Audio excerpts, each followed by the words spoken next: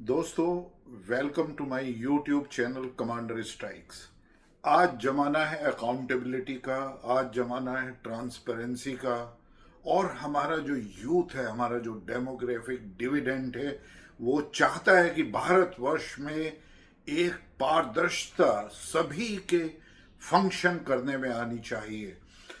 आज हमारे जो एमपीज हैं, मेंबर ऑफ पार्लियामेंट हैं, वो चुनकर आते हैं पार्लियामेंट के अंदर। हमारे जो एमएलए हैं, मेंबर ऑफ लेजिस्लेटिव असेंबली, वो चुन के आते हैं सभी स्टेट की जो हैं वो असेंबलीज के लिए। तो ये लोग क्या करते हैं, जो पार्लियामेंट में हमारे एमपीज हैं वो हैं लॉ मेकर, कानून बनाते हैं वो पार्लियामेंट के अंदर। पार्लियामेंट भारतवर्ष एक डेमोक्रेसी है, एक बहुत ही वाइब्रेंट डेमोक्रेसी है। और उस हमारा जो सब कुछ जो चलता है वो कॉन्स्टिट्यूशन ऑफ इंडिया के अकॉर्डिंग ही चलता है। हमारे जो मेंबर ऑफ पार्लियामेंट हैं वो शपथ लेते हैं कॉन्स्टिट्यूशन ऑफ इंडिया के ऊपर हाथ रखकर या उसकी कसम खाकर कि हम न्यायपूर्ण तरीके से अपने देशवासियों की सेवा करेंगे, उनके लिए अच्छे कानून बनाए हैं। तो सबसे पहले आज मेरा प्रश्न यही उठता है उनसे, और जनता पूछ रही है, जनता जवाब चाह रही है, क्यों ना अकाउंटेबिलिटी पार्लियामेंट के अंदर हो। हम लोग जो हैं सिर्फ 5 वर्षों से या 10 वर्षों या 15 वर्षों से नहीं देख रहे हैं, एक के बाद एक के बाद एक, स्पेशली 2014 के बाद में जिस तरीके से अपोजिशन ने एक रेस्पॉन्सिबल बिहेवियर को दिखाया है पार्लियामेंट के अंदर, जिस तरीके से कांग्रेस के एमपीज ने एक बहुत ही शर्मनाक बिहेवियर दिखाया पार्लियामेंट के अंदर, हमारे लीडर ऑफ अपोजिशन ने जिस तरीके की चीजें पार्लियामेंट के अंदर की हैं, तो उससे सवाल उठता है कि क्या हम कोई अकाउंटेबिलिटी नहीं फिक्स कर सकते हैं अपने पार्लियामेंट के मेंबर्स के द्वारा? जरूर कर सकते हैं। और सबसे पहले ये ही बिल आना चाहिए कि मिनिमम 75% अटेंडेंस पार्लियामेंट के अंदर होनी चाहिए हर एक एमपी की, जिससे उनको सैलरी पूरी मिल सके और उनके जितने भी पर्क्स हैं, जितनी भी सुविधाएं हैं, वो भी तभी उन्हें मिलनी चाहिए पूरी जब वो 75% अटेंडेंस उनकी पार्लियामेंट के अंदर हो। और पार्लियामेंट के अंदर भी जो रजिस्टर पार्लियामेंट के बाहर रखा हुआ है, जिसमें साइन करके कोई भी मेंबर ऑफ पार्लियामेंट वहां से जा सकता है, उसकी अटेंडेंस भी नहीं लगनी चाहिए। फेशियल रिकॉग्निशन और सीसीटीवी कैमरा की फुटेज से ये निर्धारण होना चाहिए कि उसकी 75% और उसने अपना फुल टाइम जो है वो पार्लियामेंट को दिया है। यदि कोई भी 75% से कम रहता है तो जितने भी दिन रहता है उसकी उतनी ही सैलरी, उसके उतने ही पक्ष के अधिकार, उतनी ही उसकी सुविधाओं को भी पर डे के हिसाब से कैलकुलेट करके रिड्यूस करना चाहिए। ये मेरी पहली रिकमेंडेशन है। और ये ओपन सोर्स से सुनने में आ रहा है, ओपन सोर्स से, कि ये एनडीए गवर्नमेंट भी ये चाह रही है कि इस तरीके का बिल जो है वो पार्लियामेंट में आना चाहिए, क्योंकि पूरे देश की बहुत ही शर्मनाक एक स्थिति हो जाती है। हमारे सभी जो ऑनेस्ट टैक्स पेयर्स हैं, जो हमारे देशवासी हैं, वो जो देश के लिए सेवा कर रहे हैं या और दूसरी सर्विसेज में हैं, उनको बहुत ही ये एक एक तरीके से बहुत ही घिनौना लगता है जब हमारे मेंबर ऑफ पार्लियामेंट वो पार्लियामेंट के अंदर एक अभद्र व्यवहार करते हैं, जिस तरीके से पार्लियामेंट की प्रोसीडिंग्स को रोकते हैं, जिस तरीके से पार्लियामेंट को नहीं चलने देते हैं, पार्लियामेंट की प्रोडक्टिविटी को बिल्कुल ही कम कर देते हैं। तो इन सभी को ध्यान में रखते हुए ये पहली मेरी रिकमेंडेशन थी। दूसरा मेरा ये मानना है, और जो मेंबर ऑफ पार्लियामेंट के लिए पार्लियामेंट के अंदर है, चाहे वो राज्यसभा के हो चाहे लोकसभा को, इसी तरीके से जो एमएलए हैं, इलेक्टेड हैं, और वो लेजिस्लेटिव असेंबलीज में रेस्पेक्टिव स्टेट या यूनियन टेरिटरी में हैं, जिसमें वो सर्व कर रहे हैं, या दिल्ली स्टेट में हैं, तो वो भी उसी तरीके से अकाउंटेबल होने चाहिए, 75% मिनिमम। अब दूसरा आता है कि देखिए, सभी लोग मिनिस्ट्री ऑफ डिफेंस के जितने भी एम्प्लॉयज हैं, जो हमारे इंडियन आर्म्ड फोर्सेस के एम्प्लॉयज हैं, उसमें जो ऑफिसर्स है उनकी पेंशनेबल सर्विस है 20 साल। इसी तरीके से और जो क्लास 1 सर्विसेज हैं उसमें भी पेंशनेबल सर्विस का एक तरीके से निर्धारण किया गया है। तो हमारे जो लॉ मेकर्स हैं उनका क्यों नहीं होना चाहिए, और उनके लिए मेरी रिकमेंडेशंस ये है कि कोई भी एमएलए या एमपी, उसको जो पेंशन है, जो आजकल निर्धारित कानून है, जो एग्जिस्टिंग लॉ है इसके ऊपर, उसके अकॉर्डिंग उसको मल्टीपल पेंशन्स बिल्कुल नहीं मिलनी चाहिए। एक नया बिल आना चाहिए पीपल रिप्रेजेंटेटिव एक्ट में, पीपल्स रिप्रेजेंटेटिव एक्ट में बदलाव आना चाहिए कि उनका जो पेंशन के लिए एंटाइटलमेंट है, उन एक एमएलए को एक टर्म यदि वो 5 साल की पूरी करता है तभी उसको पेंशन मिलनी चाहिए। इसी तरीके से एमपी को एक ही पेंशन मिलनी चाहिए यदि वो 5 साल पूरे अपने करता है। लेकिन इसके साथ साथ फिर भी मेरा ये प्रावधान है और ये रिकमेंडेशंस है कि यदि कोई एमएलए 5 साल अपनी टर्म पूरी करने के बाद में फिर वो एमपी बन जाता है और एमपी के अंदर उसने 5 साल की अपनी टर्म पूरी की है, या वाइस वर्सा कि एक एमपी जिसने अपना 5 साल की एक टर्म पूरी करी है और फिर वो एमएलए बन जाता है 5 साल के लिए, तो इस तरीके से वो 2 पेंशन का अधिकारी होना चाहिए। बस किसी भी तरीके से 2 पेंशन से ज्यादा उसको नहीं मिलनी चाहिए लाइफ टाइम में। और यदि एक एमएलए दोबारा एमएलए बन रहा है, तिबारा मिल रहा है, चौथी बार बन रहा है, छठी बार मिल रहा है, उसको पेंशन सिर्फ एक ही मिलनी चाहिए लाइफ टाइम में, वो 5 साल के लिए। और दूसरा, यदि दूसरी पेंशन है तो उसको फिर एमपी बनना पड़ेगा या एमपी को एमएलए बनना पड़ेगा। इसी तरीके से एक एमएलए चाहे वो 2 बार है, 3 बार है, 4 बार, 5 बार और 6 बार, उसको भी पेंशन जो है ना वो सिर्फ एक ही पेंशन मिलनी चाहिए, या 2 बार इस कंडीशन पे मिलनी चाहिए कि वो फिर एमएलए बन गया हो या एमपी, उसने दोनों चीजों में सर्व किया हो 5-5 साल, मतलब 10 साल जो है ना पेंशनेबल सर्विस। मैं फिर भी इसको 20 साल की तरफ नहीं ले जा रहा हूं। लेकिन अब एक और सवाल उठता है कि ऐसे बहुत से एमपी और एमएलए हैं जो फिर उसके बाद में गवर्नमेंट सर्विस में जाते हैं। गवर्नमेंट में उनको ऐसे, जैसे वो राज्यपाल बन सकते हैं, लेफ्टिनेंट गवर्नर बन सकते हैं, या गवर्नमेंट की और किसी पोस्ट के लिए या किसी आयोग के लिए या किसी कमीशन के लिए उनको मेंबर बनाया जा सकता है। और यदि वो इस तरीके से अपनी एक पेंशन ले रहे हैं या डबल पेंशन ले रहे हैं, जिस तरीके कानून की मैंने अभी रिकमेंडेशंस दी हैं, तो फिर उनको जो सैलरी गवर्नमेंट से मिल रही है, चाहे वो वाइस प्रेसिडेंट की हो, चाहे प्रेसिडेंट की हो, honourable president, honourable vice president, या कोई और ऑनरेबल पोस्ट उनके लिए, लोकसभा स्पीकर या राज्यसभा स्पीकर या गवर्नर ऑफ द स्टेट और lieutenant governor of the state और मेंबर ऑफ ए कमीशन और member of any appointed committee of the government, तो फिर उनकी जो पेंशन जो भी मिल रही है, एक पेंशन या डबल पेंशन, उनका जो पेमेंट हाथ में मिल रहा है, जो उस प्रेजेंट पोस्ट में जो उनकी सैलरी मिल रही है, उससे उनकी पेंशन को घटाया जा सके, जो एक एप्लीकेबल है इंडियन डिफेंस फोर्सेस के लोग जो रिटायर होने के बाद में इस तरह की पोस्ट को लेते हैं, तो उनकी पेंशन को, उनकी जो सैलरी वो ड्रॉ कर रहे हैं इसी पोस्ट पर, तो उसमें से घटा दिया जाता है। तो इसी तरीके से ऑनरेबल मेंबर ऑफ पार्लियामेंट और honourable member of legislative assembly का भी जो है ना इस तरीके से होना चाहिए। अब चौथी रिकमेंडेशंस ये है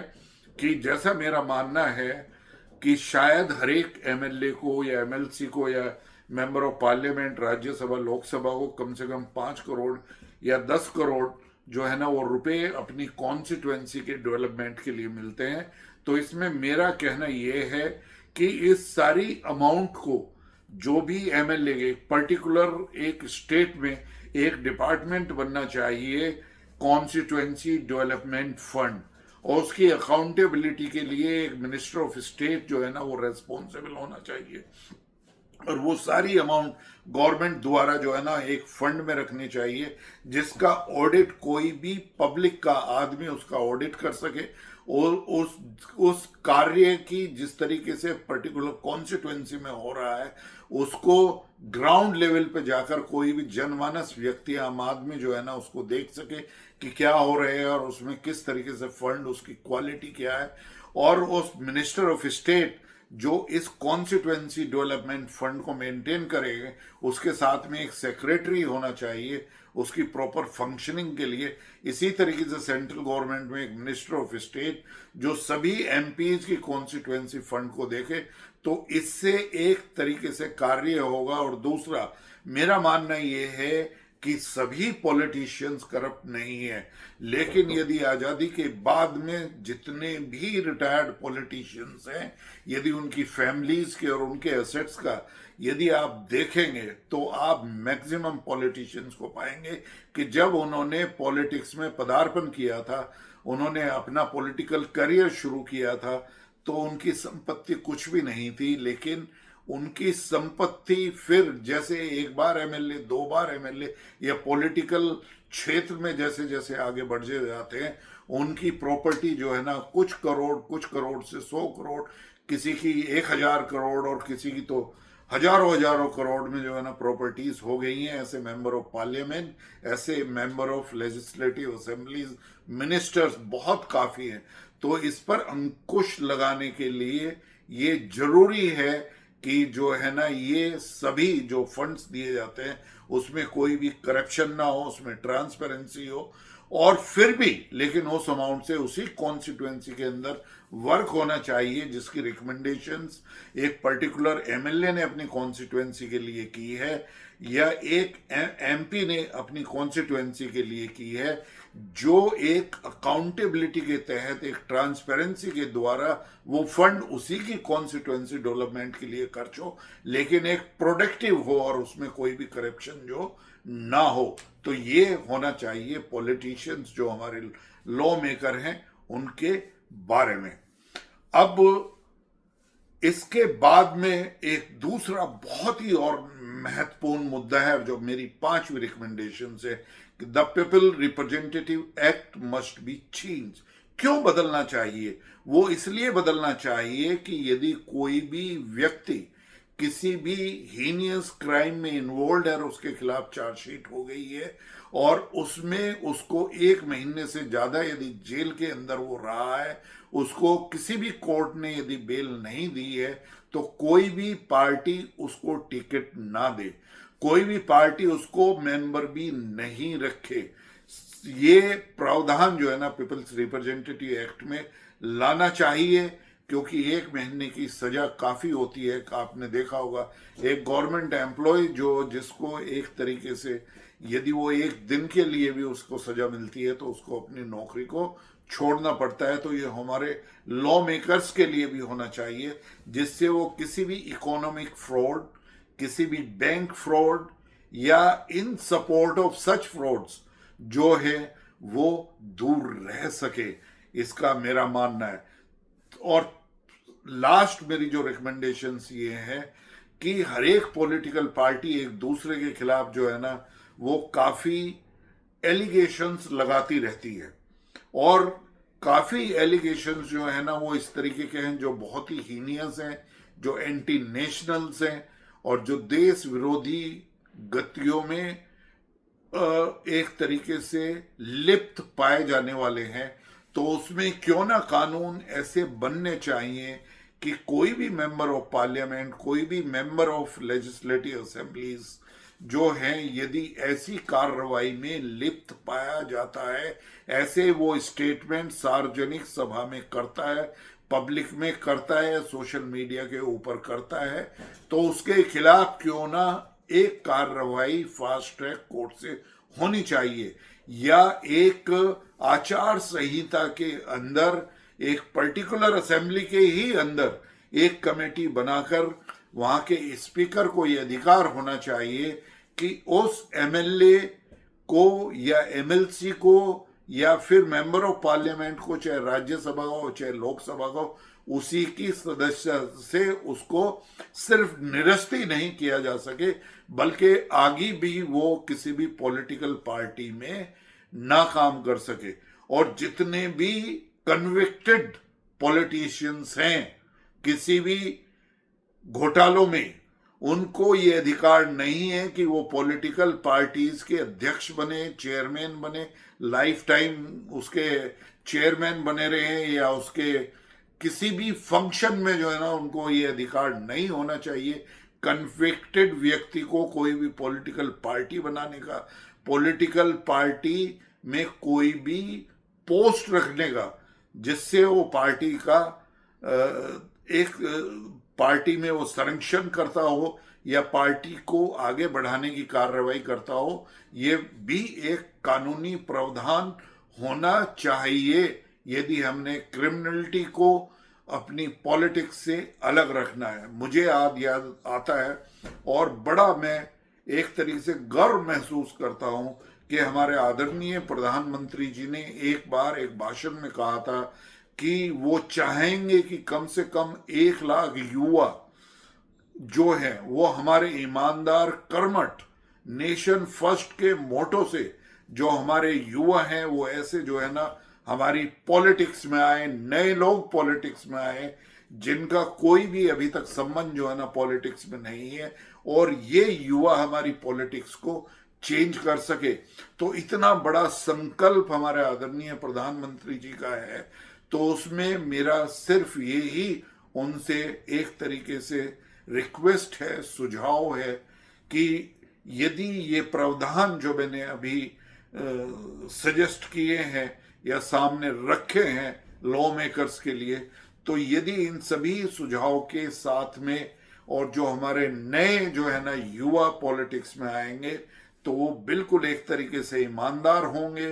अकाउंटेबल होंगे, वो देश के प्रति अपनी रेस्पॉन्सिबिलिटी को समझ सकेंगे जैसा कॉन्स्टिट्यूशन ऑफ इंडिया में विधान किया गया है, और वो देश की सेवा, नेशन फर्स्ट बिफोर सेल्फ के मार्ग निर्देशन में आगे जो हमारे आदरणीय प्रधानमंत्री जी का हमारे देश को एक स्वावलंबी देश जल्दी से जल्दी बनाने के लिए, एक पराक्रमी देश जल्दी से जल्दी बनाने के लिए, और फिर एक विकसित भारत 2047 तक बनाने के लिए जो उनका संकल्प है, उनके संकल्प में अपनी पूरी एक तरीके से एकजुटता से, कर्मठता से, कमिटमेंट से और एक संकल्प के द्वारा वो पूर्णतः उसमें सहयोग नहीं कर सके बल्कि अपना पूरा सब कुछ उसमें झोंक कर जो है ना एक तरीके से आहुति दे सके, यही मेरा एक मानना है। दोस्तों, यदि आपको ये वीडियो पसंद आया हो तो आप इसको लाइक करिए, मेरे चैनल कमांडर स्ट्राइक्स को आप सब्सक्राइब करें। अगले इसी तरह के टॉपिक लाने तक जय हिंद, वंदे मातरम।